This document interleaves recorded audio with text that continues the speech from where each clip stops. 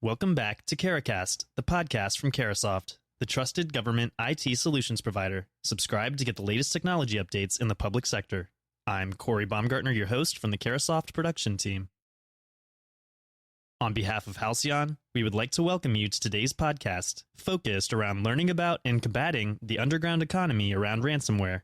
Anthony Freed, Strategic Communications Leader at Halcyon, will discuss how Ransomware-as-a-Service groups operate, why ransomware is evading security tools, and what can be changed to stop it. Good morning or afternoon, everybody, wherever you happen to be. My name is Anthony Freed, Director of Communications, Threat Intelligence with Halcyon. And just as a quick level set, so you know who's talking to you, I am not a reverse engineer for malware. I am not a traditional analyst in the threat intelligence space. I'm a former security journalist and a researcher, and I work with many threat intelligence teams at different organizations to produce some of the research that's come out last few years at Cylance, at BlackBerry, at Cybereason, and now at Halcyon. So we're going to talk to you a little bit today about the business of ransomware. This is a huge problem. Obviously, if you're here, you know that. And what makes this even more concerning is recently the FBI was investigating the Hive ransomware group, and they were in their systems for somewhere around 7 months. And based on their observations, they determined that probably only as much as 20% of the ransomware attacks that are occurring daily ever get reported to the Bureau. So you can imagine, if we 5x a lot of these numbers, we're talking, this is probably the most significant threat to any organization out there. Depending on the size of the organization, a ransomware attack can seriously impact their viability as far as being able to do business on a day-to-day basis. And as well, smaller organizations run the risk of this absolutely ruining their business. So move into this just a little bit on kind of the ransomware economy. So, Anthony, how has the ransomware ecosystem evolved? What started out years ago as a kind of a spray and pray email spam campaigns, drive-by infections, we were seeing individual boxes or maybe a small number get locked up by a ransomware attack. The attacker would typically request something like half a Bitcoin. This is back when Bitcoin was only $2,000. So these were really small operations, kind of mom and pop operations. What's interesting is that the business model was so successful that we've seen a great deal of specialization within the ransomware economy here. So, you have initial access brokers who their sole business model is just to basically infiltrate targeted networks, move laterally through as much of the network as possible, expose it. They might be in there. You have initial access brokers like Lemon Duck who might be in there doing some Monero coin mining while they're at it. And then they sell this access to other threat actors. Then you've got, of course, at the center of all this is the RAS, the Ransomware-as-a-Service operators. So they basically build out the platform for carrying out the attack, provide the ransomware payload, all kinds of services. There's lots of specialists within each of these different organizations that are contributing to these attacks. Okay, so how would you say ransomware operations have evolved to be more like legitimate SaaS companies? Some of the more advanced ransomware-as-a-service providers have customer service to service their affiliate attackers. They have negotiators to walk through the process of negotiating the final ransom demand with the targets. They have money launderers who work to move those funds secretly to reduce any chance of attribution for the attacks. And then, of course, there's the RAS affiliates. Now, these are the folks that actually carry out the attack, and we see a lot of variance in the skill sets in the RAS affiliates. Some of these platforms are so advanced, somebody with very, very few skills can quickly go to the RAS providers, spin up a campaign, get the malicious code that they need, and then go out and decide how they're going to go target and infect victims. Could you explain how the evolution of the ransomware economy mirrors legitimate emerging markets? This is a very complicated ecosystem. It's still evolving. It's all very new. And it's very much similar to what we see in all kinds of disruptive technologies that come out. And as you saw, it's kind of an interesting observation. So, with any disruptive industry, one of the first things you see is an attempt to kind of self-regulate. So we saw last year some of the RAS providers saying, don't attack EDUs, don't attack hospitals. We're only going to go after companies that probably have cyber insurance and are well-heeled and able to pay these large ransom demands. And what usually happens in disruptive industries that fail to self-regulate, when you get an attack like we saw with DarkSide hitting Colonial Pipeline, I think the Russian government was not too thrilled to have President Biden standing up there in a press conference talking about a ransomware attack against critical infrastructure and mentioning Russia and the Putin government in the same breath. So when the attempts to self-regulate an industry fail, we see government step in, and what happened to DarkSide soon after that attack. They were slapped down by the Russian government. Their crypto profits that were there were taken, and they were disbanded. Now, that's not to say that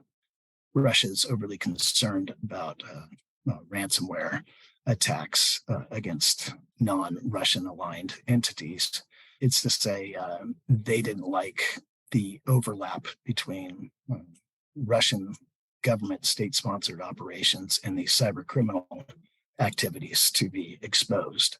But definitely what we saw at the beginning of the Ukraine conflict was a marked decrease in the number of attacks happening in early 2022 and throughout the rest of the year. And a lot of folks speculated perhaps that means ransomware as a business model is losing some favor, but that's absolutely not the case.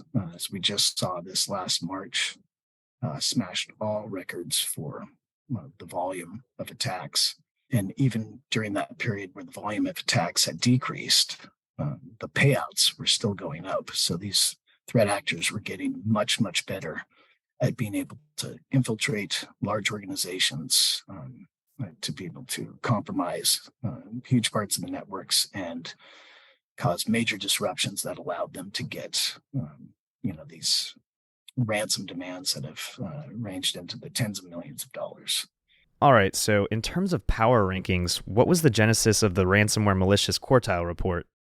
Now to the power rankings. So we thought it would be a nice way to visualize some of the activity that's happening with these threat actors. Now, this first iteration of the report just covers all of 2022, and there was a lot of movement during that year. So we're thinking of putting out new versions of this report more regularly because so much happens during the year. So if you notice just from this, and we'll go into each quadrant individually. So if you look at some of these groups, if you're familiar with them, you'll know some of them are inactive now, some of them don't exist. If you were looking at Q1 of 2022, PISA would have been in the lead. Lockbit would have been down there in the visionary quadrant.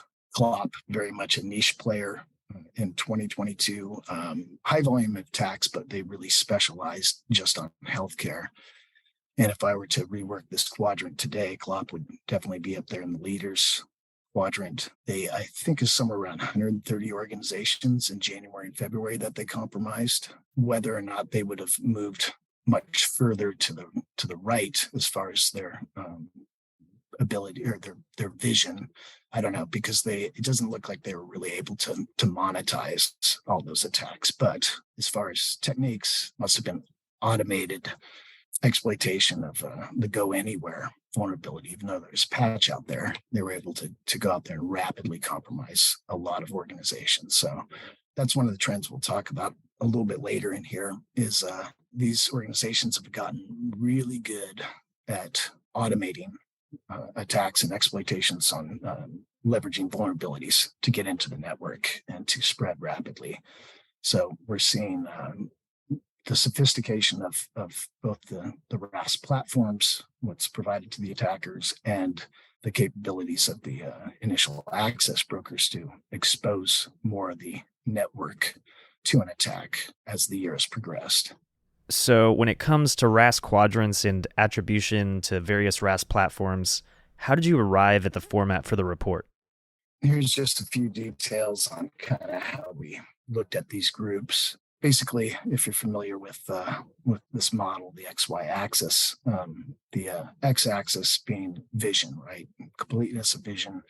So how mature are these RAS platforms? How mature are the partner programs for the affiliates, the payouts, how generous those are, profit sharing, how much technical support they provide to the attackers, how much service they provide to the victims as far as everything from the negotiation of the ransomware amount to if they do pay, that stuff has to get decrypted if they want to kind of maintain this business model. If they're not able to return victims to a normal state, then you're going to see this business model crash very quickly. Y-axis, of course, is their ability to execute on that vision. And so, as I just mentioned, a good example is Clop, great vision to automate exploitation of that Go Anywhere bug and get organizations that hadn't yet patched it, but whether or not they actually executed on that vision and were able to monetize it remains to be seen. As we move into this, we'll start out with the niche players. As I mentioned, groups basically don't exist anymore, and that's for many reasons.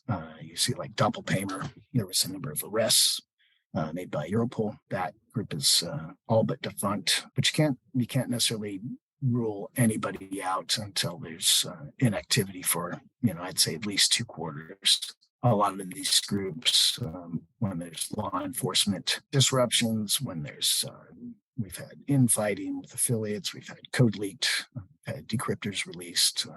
There's different reasons that these groups, might not be active anymore, and a lot of the times we're seeing them simply disband and rebrand and spin up a new attack infrastructure. But a lot of these groups are reusing code from other groups. There's a lot of basically variety in what we see with these groups. Again, I mentioned that Clop here as a niche player, if I was to place them today, definitely a leader. We see groups like eGregor, who were really active 2021 going into 2022, and then just kind of fading away. Then we see some developments like threat actors like Karakurt, which is suspected to be a Conti offshoot, kind of helping pioneer this ransomware attacks without the ransomware payload, right? These are just becoming straight data exfiltration and extortion attacks. Same with Lapsus, another group that is kind of moving in that direction.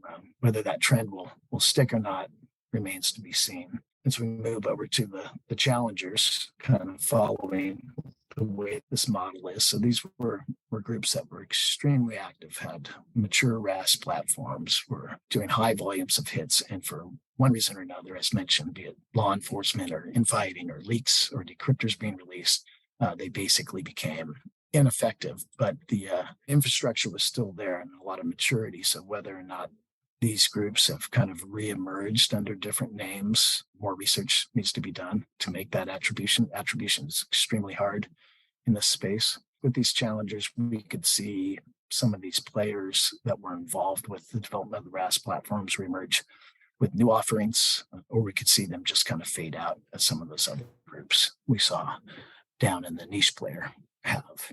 The visionaries, this is a space that's interesting. I think when we do the next report, this is going to be really interesting. A few of these players, the reason they landed in the visionary section is they may have been developing Linux versions. I think we saw at least 7 ransomware groups in the last year develop Linux versions, which is fairly concerning. Linux is a very small part of the market as far as the number of endpoints out there running Linux, but those Linux systems run the most important things. We're talking about data centers, the internet backbone,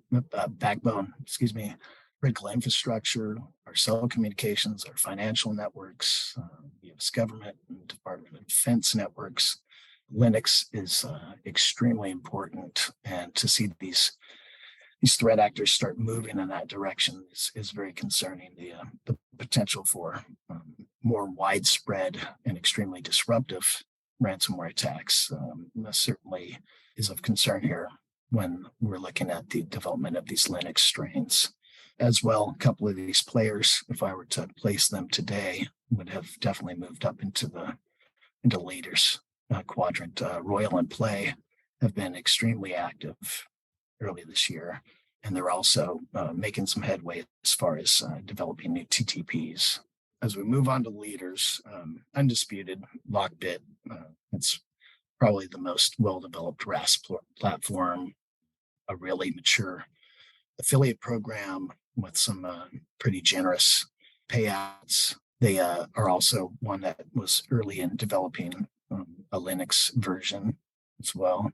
Black Cat AlphaV, not as high a volume of attacks as we see with Lockbit, but Black Cat's very interesting because of the first group to be using the Rust programming language, which makes detection of these attacks much more difficult. If I had to say the most dangerous ransomware group out there right now would probably be Black Cat AlphaV, and they're one to watch as we progress into the summer.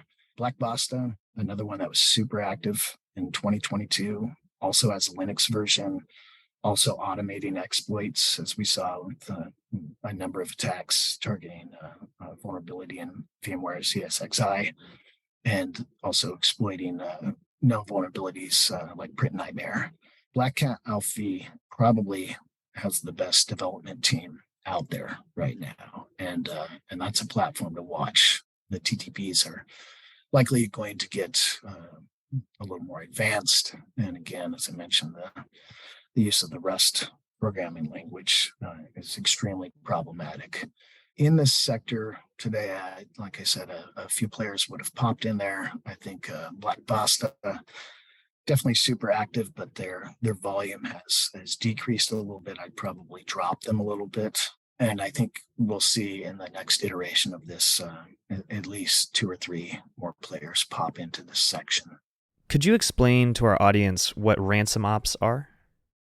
Ransom ops, right? So this is a term I coined a couple of years ago when I was working at Cybereason. Basically, we're just trying to differentiate these more complex multi-stage attacks from those old spray and pray, low number of victim, low number of boxes compromised, and low ransom demands.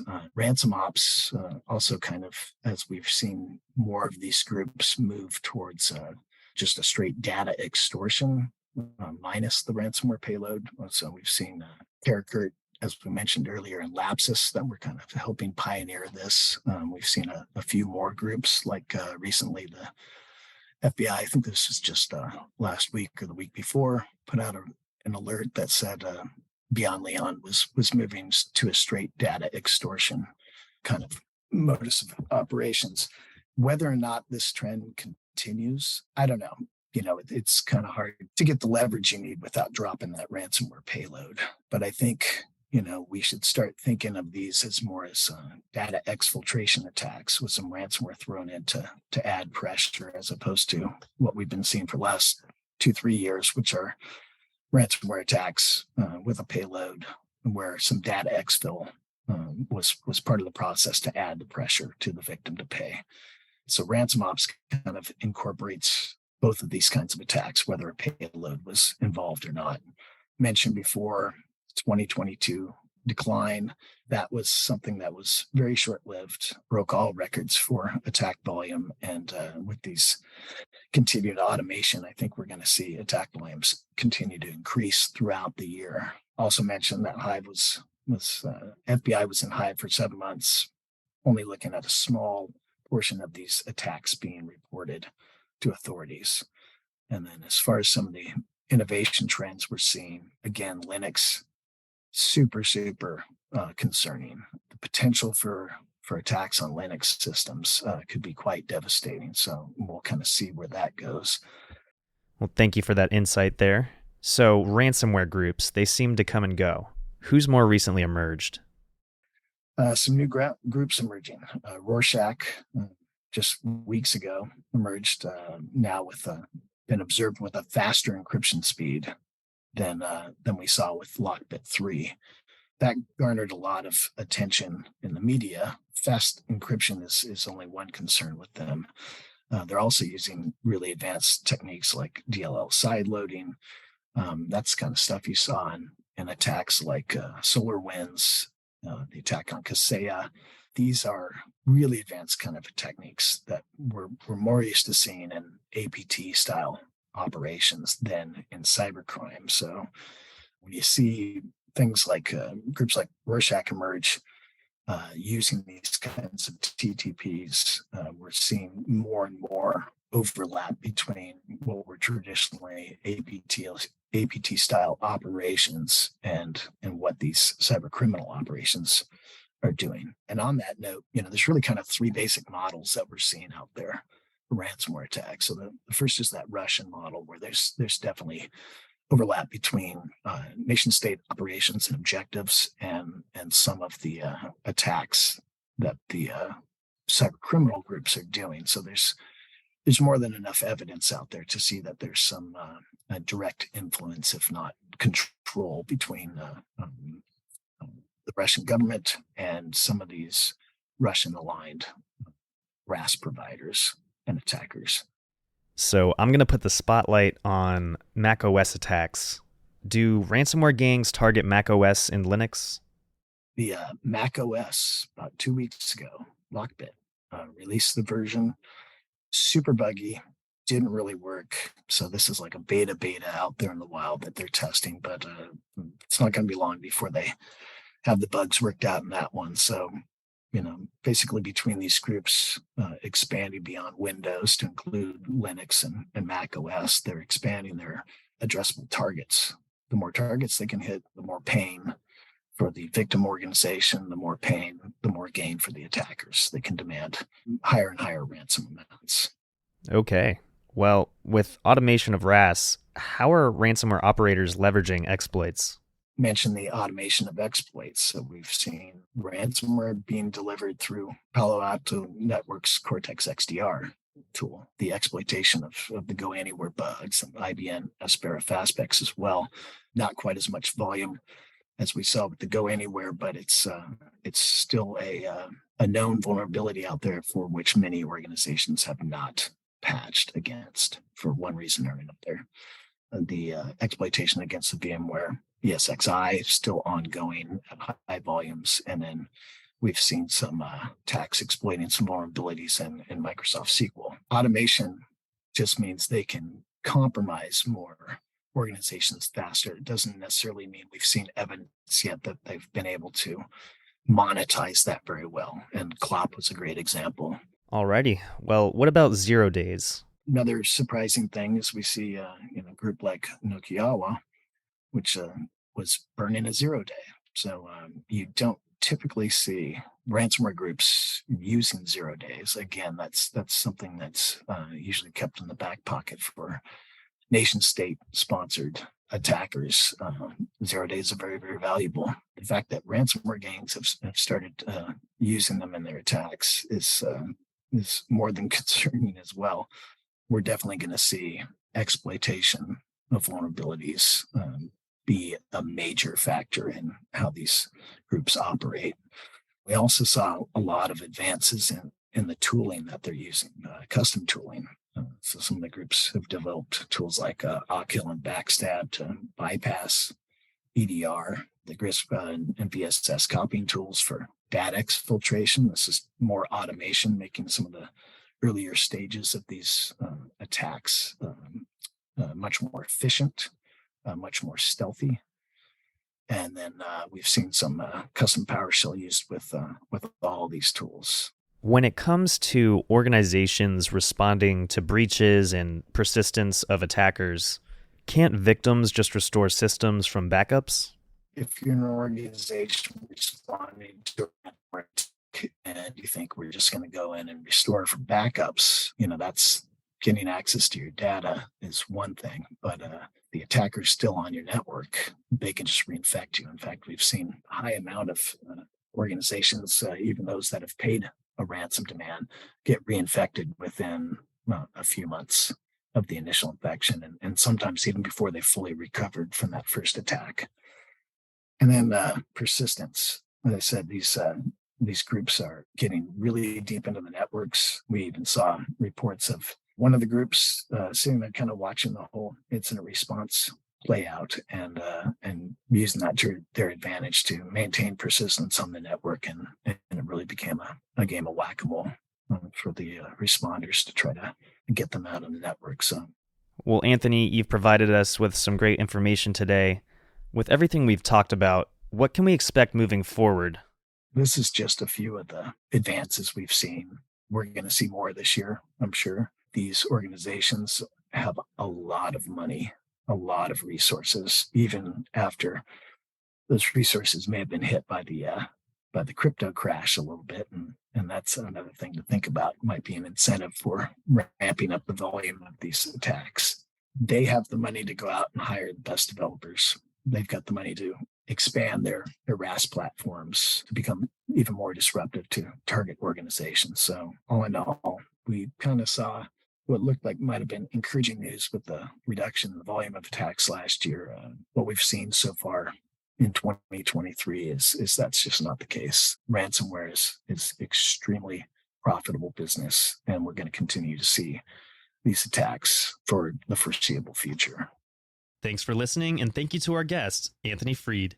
Don't forget to like, comment, and subscribe to Caracast, and be sure to listen to our other discussions. If you'd like more information on how Halcyon can assist your organization, please visit www.carasoft.com/Halcyon or email drew.berry@carasoft.com.